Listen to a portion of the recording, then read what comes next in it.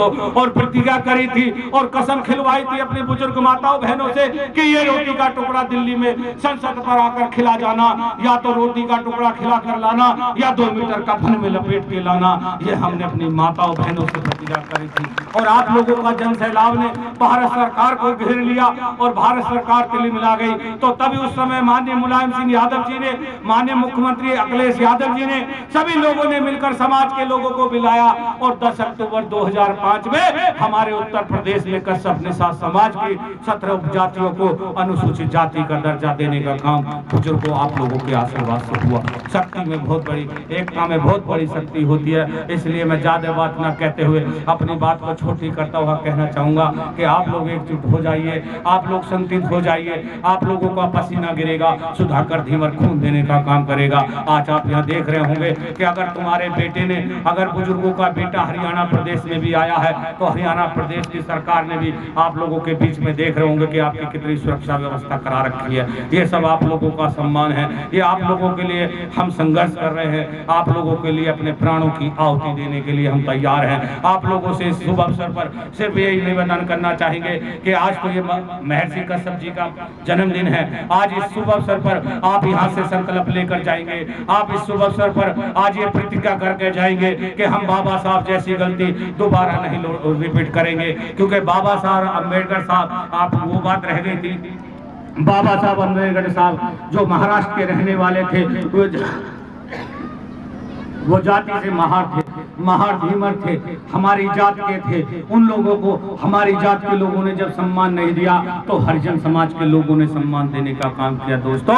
तो इसलिए महाराष्ट्र के महार धीमर थे बाबा साहब अम्बेडकर, उन्होंने हरिजन समाज के लोगों को जमीन से उठाकर देश का चलाने वाला बना दिया। आज आप लोग देख रहे होंगे, अगर आप अपनी प्रथा को चलाएंगे, अपने बुजुर्गों के सम्मान को बढ़ाएंगे, अगर आप लोग एकजुट हो जाएंगे तो आपका भी सिपाही बनेगा, आपका भी दरोगा बनेगा, आपका भी डीएमएसपी होगा, आपके भी पक्के मकान होंगे, आपके भी तन पे कपड़ा होगा दोस्तों, आपके बच्चे भी कॉन्वेंट स्कूल में पढ़ेंगे, आपका परिवार भी आगे बढ़ेगा दोस्तों। मैं तो इतनी सी बात को कहते हुए आप लोगों से निवेदन करना चाहूंगा कि सिर्फ और सिर्फ हरियाणा के लोगों से इस शुभ अवसर पर आज मैं कुर्ता फैलाकर फिर भीख मांगने आया हूँ। मुझे वोट की जरूरत नहीं है, मुझे नोट की जरूरत नहीं है। मैं अपने बुजुर्ग माताओं से, अपने बुजुर्ग पिताओं से, अपने युवा नौजवान भाइयों से भीख मांगने के लिए आया हूँ कि अगर आरक्षण की बात आती है, अगर मान सम्मान की बात आती है, परिवार के लिए सम्मान की बात आती है, हमारे युवाओं के रोजगार की बात आती है, क्या आप लोग दिल्ली आ जाएंगे?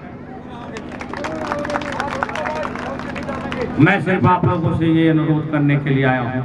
18 माह अन्न त्यागा, 18 टाँके पीठ में लिए घूमता हूँ। आज भी दिल में वही टीस है, आज भी दिल में वही दुख है कि मेरा भी दिल कहता है कि मेरा भाई आज जो भारतीय जनता पार्टी में बैठे हैं, ये मेरे भाई भी मंत्री हों। हमारे प्रेमवती कश्यप बहुत पुरानी कार्यकर्ता है, वो भी कहीं नेता बने, कहीं से वो भी विधायक बने। हमारे सतवीर कश्यप जी फेसबुक पे बहुत अपने समाज को जागरूक करते हैं। मैं भी ये चाहता हूँ कि हमारे सतवीर कश्यप भाई जी भी आगे बढ़े। तो ये मेरे लिए, ये मेरी इच्छा है, हमारी पढ़ी लिखी माताएं बहनें आगे बढ़े। हमारी बच्चियां पढ़ पढ़ के ग्रेजुएट होने के बावजूद भी अपने घर बैठी हैं, गांव में काम कर रही हैं या चूल्हे पर रोटी बना रही है। दोस्तों, बड़ा अफसोस होता है मुझे अपनी जाति के इस दुख को देखकर। मैं इसलिए आप लोगों से हाथ जोड़कर निवेदन करते हुए, अपनी वाणी को विराम देते हुए सिर्फ और सिर्फ यही कहना चाहूँगा कि आप लोग एक कमेटी बनाकर पुनः एक बड़ा सम्मेलन कर लीजिए, जिसके माध्यम से हम आप लोगों से आके आपके बीच में आप लोगों के माध्यम से उसका आह्वान करेंगे। और मैं सतवीर कश्यप जी, भाई लोकेंद्र कश्यप जी से और इस मंच पर विराज तमाम लोगों से कहना चाहूँगा, वे पार्टी और पॉलिटिक्स को भूल जाएं। जो भी सक्षम व्यक्ति हो, आरक्षण की बात करता हो, आरक्षण दिलाने की चीज दिखा सकता हो, वो आरक्षण की कार्रवाई कर सकता हो, उस व्यक्ति का सपोर्ट कर देना। मेरी जरूरत पड़े कि आप भी कहो कि सुधाकर भाई इसको सपोर्ट करो, मैं वादा करता हूँ इस पावन अवसर पर मैं उस व्यक्ति का सपोर्ट करूंगा। लेकिन रेल को खींचने वाले इंजन की मुझे ताकत चाहिए कि उसमें ताकत क्या है, उसमें गुण क्या है, वो कागजी कीड़ा है या नहीं है, वो नियम और कानून जानता है या नहीं है। मैं आज आप भी, अगर आप लोग कहेंगे तो मैं आपकी वजह से वो 10 अक्टूबर के आंदोलन की, जो 10 अक्टूबर 2005 में अनुसूचित जाति में हमें सम्मिलित किया था, उसकी पूर्ण पत्रावली मैं आप लोगों के बीच में लेके आया हूँ। अगर आप लोग उसको देखना चाहेंगे, उसको पढ़ना चाहेंगे तो मैं दिखा सकता हूँ। ऐसी बात नहीं, हवा में बात नहीं कहता हूँ।